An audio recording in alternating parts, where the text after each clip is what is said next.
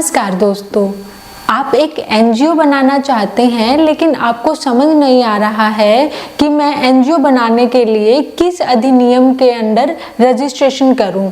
मैं एक सोसाइटी बनाऊं, ट्रस्ट बनाऊं या एक सेक्शन 8 कंपनी बनाऊं। तो दोस्तों, आपको सिर्फ सही जानकारी की ज़रूरत है।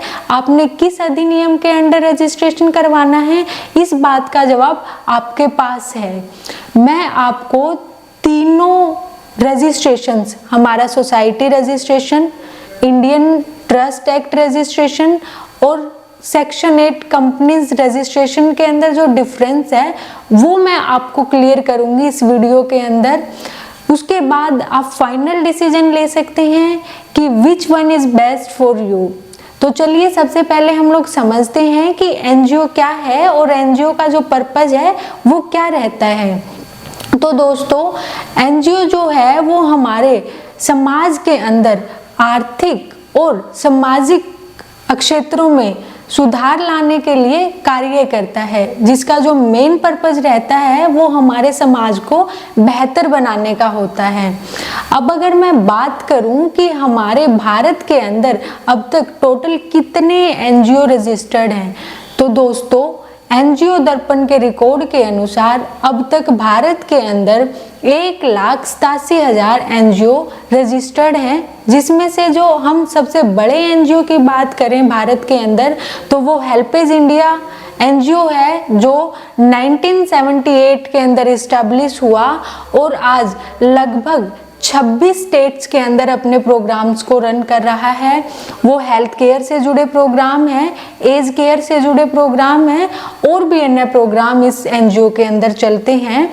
और अभी फिलहाल 2020 के अंदर इसको यूएन पॉपुलेशन अवार्ड से सम्मानित भी किया गया था। दोस्तों, अगर आप भी एक ऐसे ही अच्छे एनजीओ का निर्माण करना चाहते हैं तो आपको तीनों एक्ट्स का जो डिफरेंस है वो समझना बहुत ज़्यादा जरूरी हो जाता है। देखो, तीनों रजिस्ट्रेशन, पहला हमारा रहता है the societies registration act 1860, second हमारा जो ट्रस्ट एक्ट है वो रहता है द इंडियन ट्रस्ट एक्ट 1982 और थर्ड हमारा रहता है कंपनीज एक्ट 2013।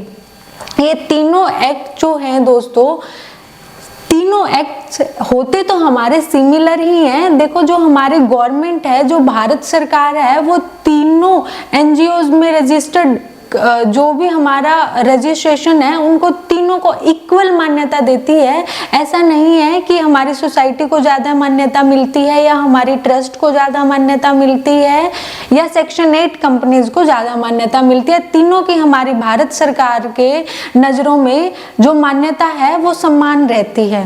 दूसरा, जो हमारा इनकम टैक्स डिपार्टमेंट है वो भी तीनों रजिस्ट्रेशंस को इक्वल ट्रीट करता है। कोई अलग से बेनिफिट या एग्जेम्पशंस उनको नहीं मिलती। लेकिन कुछ डिफरेंस हैं जिनको आपको समझना आपके लिए ज़रूरी है। पहला तो दोस्तों, अगर आपके दिमाग में चल रहा है कि मैंने एक सोसाइटी बनानी है, तो सोसाइटी बनाने के लिए दोस्तों आपके पास कम से कम 7 व्यक्तियों का होना ज़रूरी है। और अगर आपको ऐसा लगता है कि मेरे पास 7 व्यक्ति हैं और 7 से अधिक व्यक्ति हैं जो कि हम सभी मिलकर या एकजुट होकर सोशल और इकोनॉमिक वेलफेयर पर काम कर सकते हैं, तो सोसाइटी का चयन आपके लिए सबसे बेहतरीन चयन रहेगा।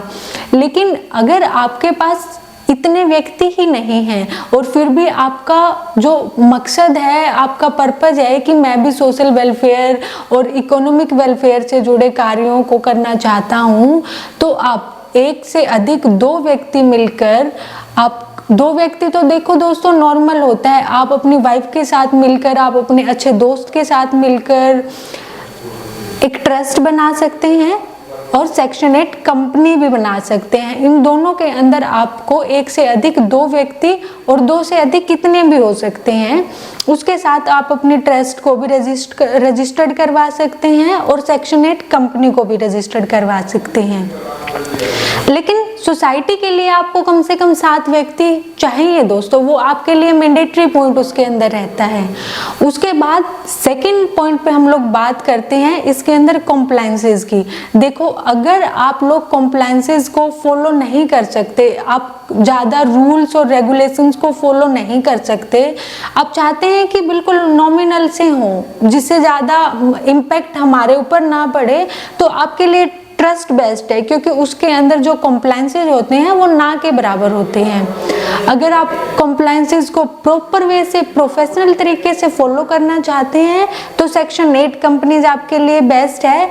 और अगर आप चाहते हैं कि मॉडरेट रहें, ना ज़्यादा हो ना कम हो, तो सोसाइटी आपके लिए बिल्कुल बेस्ट ऑप्शन है। तो अगर आप एक सोसाइटी रजिस्टर्ड करवाने की सोच रहे हैं तो आप डिप्टी रजिस्ट्रार ऑफिस में जाके इसको रजिस्टर करवा सकते हैं।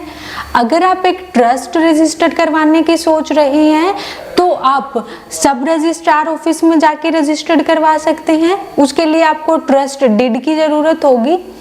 अगर आप एक सेक्शन 8 कंपनी बनाना चाहते हैं तो वो दोस्तों आपका ऑनलाइन प्रोसीजर रहता है, उसके लिए आपको कहीं भी जाने की जरूरत नहीं है। दोस्तों देखो, कुछ गवर्नमेंट्स की कुछ गाइडलाइंस होती हैं, कुछ लिमिटेशंस होती हैं जिनको हमने फॉलो करना होता है। तो मान लो आप कोई सीबीएसई स्कूल बनाना चाहते हैं, तो सीबीएसई स्कूल को बनाने के लिए आपके पास सोसाइटी ही होनी चाहिए। ट्रस्ट या सेक्शन 8 कंपनी के थ्रू आप सीबीएसई स्कूल नहीं बना सकते। ऐसे ही अगर किसी मेन ऑब्जेक्टिव को लेकर आप अपने एनजीओ को रजिस्ट्रेशन करवाना चाहते हैं तो उससे पहले आप उसके बारे में ब्रीफली समझ लें कि आप एक्चुअल में बनाना क्या चाहते हैं, और उसके हिसाब से आप फिर फाइनल डिसीजन लें।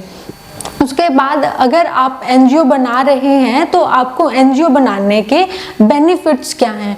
देखो दोस्तों, ऐसे तो हर चीज़ के बहुत सारे बेनिफिट्स होते हैं और बहुत सारे लिमिटेशंस होती हैं, लेकिन इसके मैं आपको 2 महत्वपूर्ण बेनिफिट्स ये हैं कि पहला तो आप जो काम कर रहे हैं और जिस काम को आप करने के इच्छुक हैं उस काम की आपको पूरे भारत देश के अंदर पहचान मिलती है। वो आपके लिए सबसे जो महत्वपूर्ण पॉइंट है वो ये रहता है कि आपके एनजीओ को एक पहचान मिलती है, जो आप काम कर रहे हैं उस काम को पहचान मिलती है। दूसरी जो दोस्तों आपका जो दूसरा प्लस पॉइंट रहेगा वो ये रहेगा कि आप कोई भी ग्रांट लेना चाहते हैं, कोई भी CSR फंड लेना चाहते हैं तो आप उसके लिए भी एलिजिबल हो जाते हैं। तो दोस्तों ये थी एनजीओ से जुड़ी कुछ महत्वपूर्ण जानकारियां। अगर आप अपना एनजीओ बनाना चाहते हैं तो आप इस वीडियो को पूरी देखें, समझें और उसके बाद अपना फाइनल डिसीजन लें।